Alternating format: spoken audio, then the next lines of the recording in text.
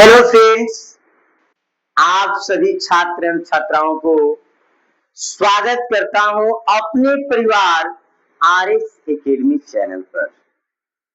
और आप सभी लोगों के बीच में मैं फिर से वो वीडियो लेकर के आया हूं जिस पर आप लोग यौगिकों को बनाना सीखेंगे। और वह यौगिक कैसे बनेगा, धनायन और आयन दोनों हम धनात्मक आयन और ऋणात्मक आयन दोनों हम बताए हैं। और उसमें आपस में वह संयुक्त करके आपस में कट करके हट करके कैसे सटेंगे और कैसे यौगिक बनाया जाएगा, इसके बारे में आज हम बताएंगे। ठीक है ना। तो देखिए, इसके पहले जो हम कल के वीडियो में बताए थे, देखो धनात्मक आयन यानी जो हाइड्रोजन से लेकर के बेरियम तक था, है ना, इस पर कितना प्लस, और उसका ऋणात्मक आयन जो मूलक के बारे में बताए थे, इसके बारे में भी बताए थे, है ना, कि किस पर कितना प्लस होगा, किस पर कितना माइनस होगा। आज दोनों को संयुक्त करके जोड़ करके और इन्हीं की सहायता से आज हम लोग यौगिक बनाएंगे। क्या बनाएंगे? यौगिक। जैसे देख लीजिए एग्जाम्पल के रूप में,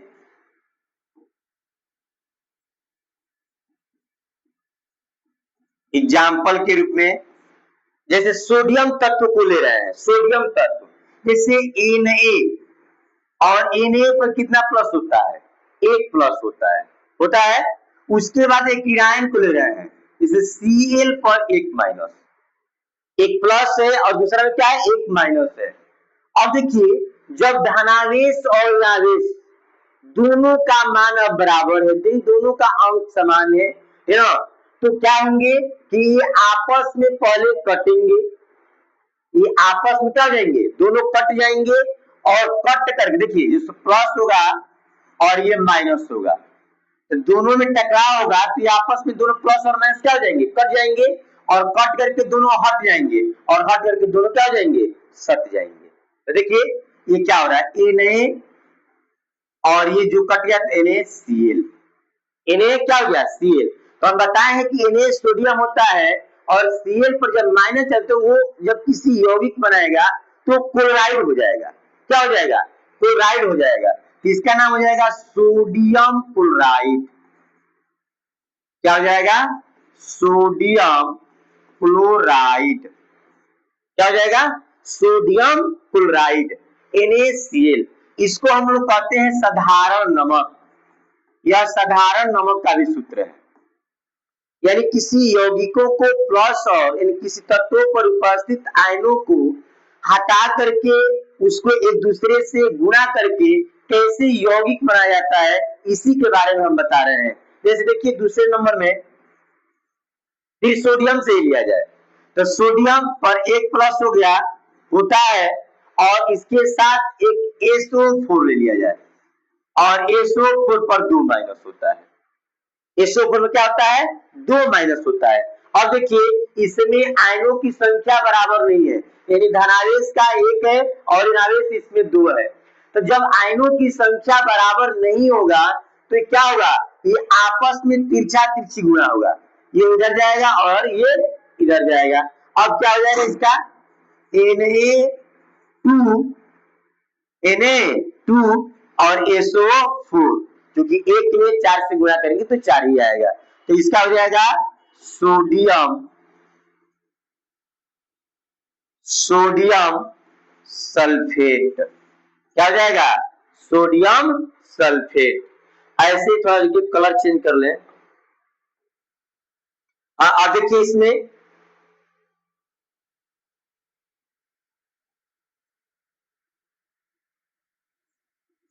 पोटेशियम को लिया जाए, के 3 नंबर में के पर एक प्लस, के पर एक प्लस, और इसमें से किसी भी आयन को लीजिए। देखिए फ्लोरीन है, क्लोराइड है, ब्रोमाइड है, आयोडाइड है, हाइड्रोक्साइड है, इधर है ना, इसमें से किसी को लीजिए। ले रहे हैं हम डाइक्रोमेट को, Cr2O7 को ले रहे हैं। देखो तब के Cr2O7 पर कितना माइनस होगा? 2 माइनस होगा। तब ये तिरछा तिरछी गुणा होगा, हो जाएगा K2Cr2O7। क्या हो जाएगा? K2 Cr2O7, इसका नाम क्या हो जाएगा? Potassium dichromate. क्या हो जाएगा? Potassium dichromate. क्या हो जाएगा साहब? पोटेशियम डाइक्रोमेट यानी K2Cr2O7। जैसे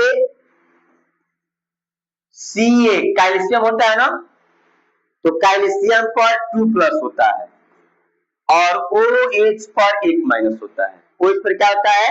1- होता है। अब ये बताइए कि जब यहाँ पर 2+ है और ये धनावेश है और ये क्या ऋणावेश है, दोनों में आयनों की संख्या बराबर नहीं है ना, तो जब बराबर नहीं है तो यह तिरछा तिरछी गुणा होगा। तो क्या हो जाएगा? Ca और ये हो जाएगा OH। कोष्टक लगाएंगे क्योंकि कोष्टक लगाएंगे तभी दोनों में गुणा होगा, O में भी गुणा होगा और H में भी गुणा होगा। तो यहाँ पर हो जाएगा 2 यानी CaOH का क्या हो जाएगा? Whole twice. CaOH का होल ट्वाइस। इसका रासायनिक नाम क्या होगा? इसका रासायनिक नाम क्या होगा? बोलिए। इसका रासायनिक नाम होगा, Ca से क्या होता है साहब? तो कैल्शियम। क्या होता है? कैल्शियम। और OH से क्या होता है? तो हाइड्रोक्साइड। तो क्या हो जाएगा? Calcium hydroxide. क्या हो जाएगा? Calcium hydroxide. यानी इसका मतलब समझ रहे हैं कि जब कोई प्लस हो और प्लस में अगर आवेशों की संख्या, अगर धनावेश और ऋणावेशों की संख्या बराबर नहीं है तो समझिएगा कि वो आपस में क्या होंगे? तिर्यक गुणा होंगे।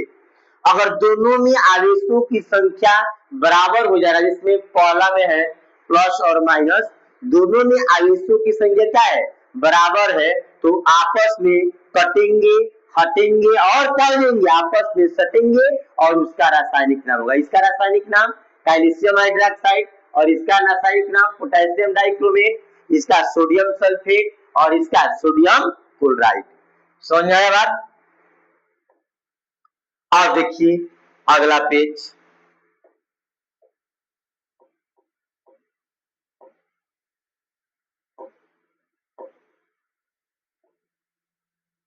ये था आप लोग के बीच। और देखिए थोड़ा सा इसमें क्या होगा।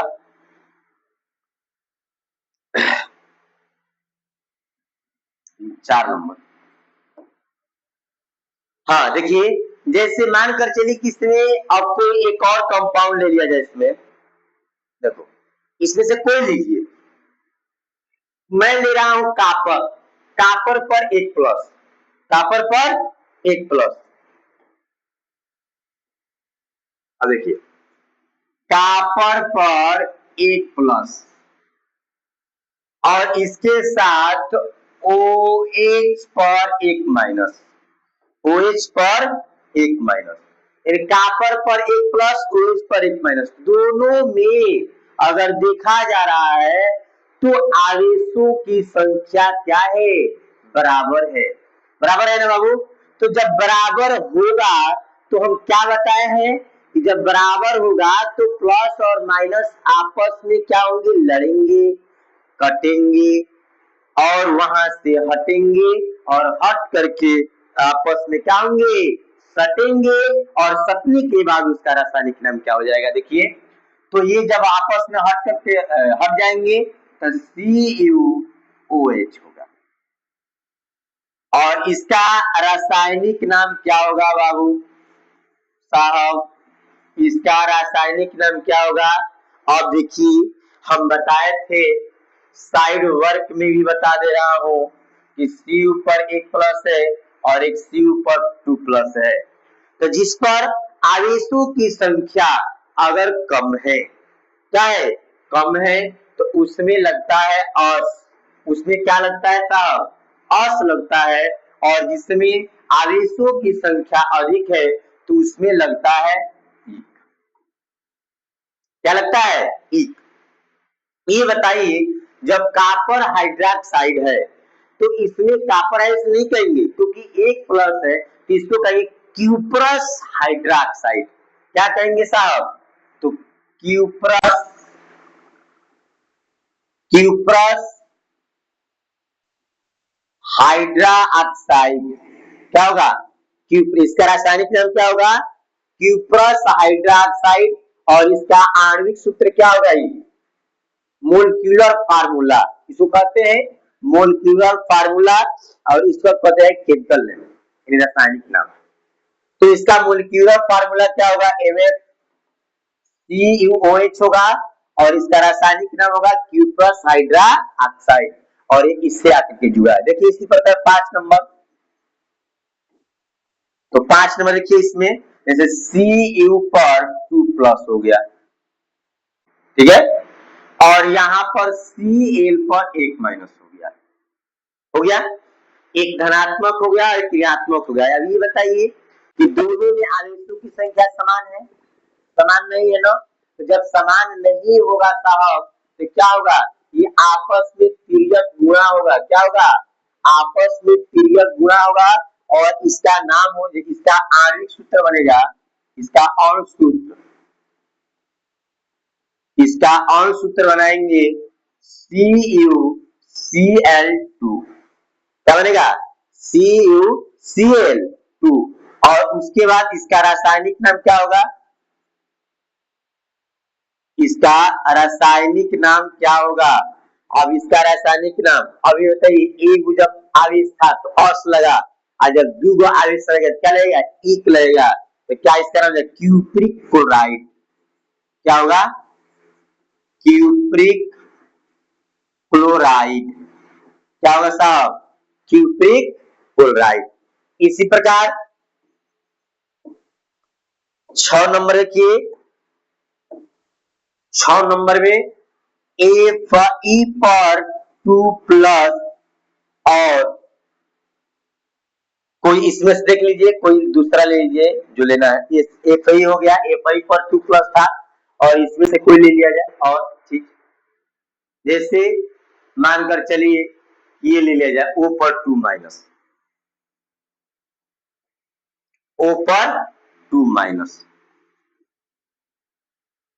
अब इसमें भी आवेशों की संख्या क्या है? समान है। तो जब समान होगा तो आपस में क्या होंगे? कटेंगे, हटेंगे और सटेंगे।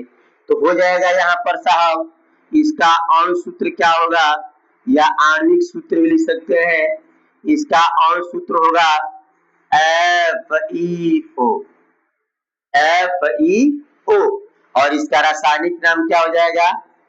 रासायनिक नाम, रासायनिक नाम होगा फेरस ऑक्साइड, फेरस ऑक्साइड। क्या हो जाएगा? Ferrous oxide. और इसका रासायनिक नाम हो जाएगा, क्योंकि देखिए Fe पर 2+, O पर 2-, दोनों कट करके हट गए और आपस में सट गए, तो इसका नाम हो जाएगा फेरस ऑक्साइड। क्या हो जाएगा साहब? Ferrous oxide. क्योंकि जिसकी सांद्रता कम होती है उसमें अस जोड़ा जाता है, और जिसकी सांद्रता अधिक होती है उसमें क्या जोड़ता है? इक को जोड़ा जाता है। अब देखिए कल एक और लास्ट वीडियो इसमें आप लोग के बीच बनेगा, और उसके बाद बेसिक जो भी चीजें हैं वो थोड़ा सा आप लोग जानेंगे। अब कल से, यानी कल के जो बाद से जो होगा वह रासायनिक अभिक्रिया समीकरण, यानी कक्षा 10 का पहला चैप्टर स्टार्ट हो जाएगा। और उस पहले चैप्टर में ये जो भी पढ़े लिखे रहेंगे है ना, वो बहुत बड़ा काम आएगा, ठीक है ना। तो आइए और दो इसमें और बना दें इस वीडियो में। देखिए और क्या है, जैसे 7 नंबर। अब यहाँ पर A5 पर 2+ ले लिया जाए, 3+, 2+ तो ले ही लिया गया है, 3+ लिया जाए Fa पर। और उसके बाद इसके साथ कोई एक आयन जोड़ लीजिए, कोई भी एक आयन। अब यहाँ पर जोड़ लिया जाए HSO4 लीजिए, डाइसल्फेट, HSO4, HSO4 पर 1-, HSO4 पर क्या हो जाएगा? 1-। ये आपस में क्या हो जाएंगे? तिरछा तिरछी गुणा होंगे, और हो जाएगा FeHSO4 का होल थ्राइस। और चूंकि 3 से गुणा होगा, होल इसलिए कर रहे हैं कि HSO तीनों में गुणा हो जाएगा, ठीक है ना। तो इसका और सूत्र ये प्राप्त हो गया, इसका और सूत्र हो गया, और इसका रासायनिक नाम क्या होगा, इसका रासायनिक नाम, इसका रासायनिक होगा फेरिक बाई सल्फेट। क्या हो जाए साहब, फेरिक बाई सल्फेट। समझ में आया इस बात, ये वाला जो भी बात बताया जा रहा है 3 प्लस और 2 प्लस और 1 प्लस और 2 प्लस, इसमें ध्यान देने वाली बात यही है कि जिसकी स्थिरता कम होगी उसमें अस जोड़ा जाएगा, और जिसकी स्थिरता अधिक होगी उसमें क्या जोड़ा जाएगा, इक जोड़ा जाएगा। अब देखिए और कोई भी तत्व लिया जाए इससे, अब यहां पर ले जाए कि के पर 1 प्लस हो गया, के पर 1 प्लस हो गया, और ले जाए MnO4 1 माइनस, MnO4 पर क्या हो जाएगा, 1 माइनस। अब ये पर मैग्नेट का सूत्र है, ये पर मैग्नेट और ये पोटेशियम दोनों में देख रहे हो ना, 1 प्लस यहाँ पर भी है और 1 माइनस यहाँ पर भी है ना।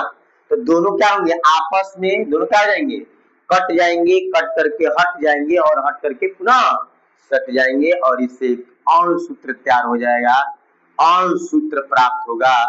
उस अणु सूत्र का नाम होगा KnNO4, यानी इसका रासायनिक नाम जो होगा, रासायनिक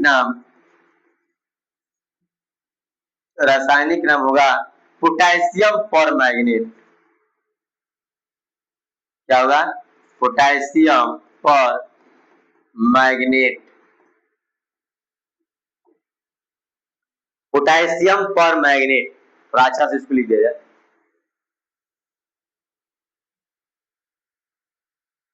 पोटेशियम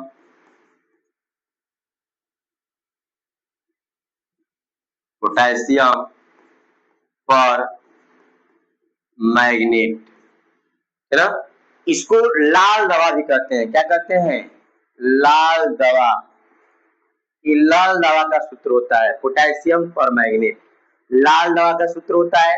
अर्थात कहने का मतलब सार ये है कि वो चार्ट याद रखे रहेंगे, तो प्लस और माइनस का संयुक्त रूप से, जैसे HSO4 है तो बाइसल्फेट, HCO3 है तो बाइकार्बोनेट, OH रहेगा तो हाइड्रोक्साइड, Cl रहेगा क्लोराइड, Br रहेगा ब्रोमाइड, है ना, Cn रहेगा साइनाइड, है ना, माने NO3 रहेगा नाइट्रेट, ऐसे बनता जाएगा। जैसे देख लीजिए एक बना दे रहा हूं, इसमें क्या कि Ca से Ca पर 2 प्लस, Ca पर 2 प्लस, और इसके साथ जोड़ दिया गया NO3 पर 1 माइनस। क्या जोड़ दिया गया, NO3 पर 1 माइनस। इसमें देख रहे हो ना कि आवेशों की संख्या समान नहीं है। जब आवेशों की संख्या समान नहीं है तो क्या हो जाएंगे, तिर्यक गुणा होगा और हो जाएगा CaNO3 का होल ट्वाइस, CaNO3 का होल ट्वाइस, और इसका रासायनिक नाम क्या हो जाएगा, तो कैल्शियम नाइट्रेट। क्या हो जाएगा, कैल्शियम नाइट्रेट, है ना, CaNO3 का होल ट्वाइस कैल्शियम नाइट्रेट। क्या हो जाएगा, कैल्शियम नाइट्रेट, है ना। तो इस प्रकार से हम लोग सारे जो भी चार्ट पेपर दिए गए हैं, और आप लोग एग्जाम्पल के रूप में इतना कम से कम 8-9 जाने, और आप लोग अपने से प्लस और माइनस के ज्ञान करके और उसका रासायनिक नाम और अणु सूत्र लिख सकते हैं, बना सकते हैं, क्योंकि यह जो बेसिक चीजें हैं ये 9, 10, 11, 12 इन जहां तक इसको पढ़ोगे इसमें यह बेस जरूर काम आएगा।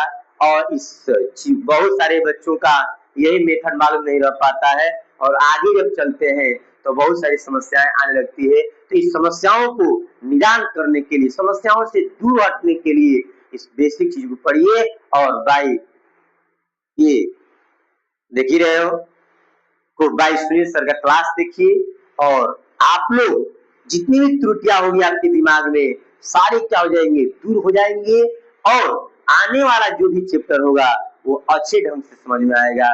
तो कृपया करके इस वीडियो के अंत तक आप सभी लोग देखे होंगे और इस जो भी छात्र छात्राएं इस वीडियो को अंत तक देखा होगा, हमको पूर्ण विश्वास है कि पूरा जितनी भी चार्ट पेपर है और बहुत से रासायनिक नाम और बहुत से और सूत्र वो निकाल लेगा और निकालने के बाद उसके कम से कम दिमाग में 1000 सूत्र प्राप्त हो जाएगा। याद करके कि नहीं, रट करके नहीं, बस उसको समझ करके और अपने अनुभव के तहत उस चीज को प्राप्त कर सकता है।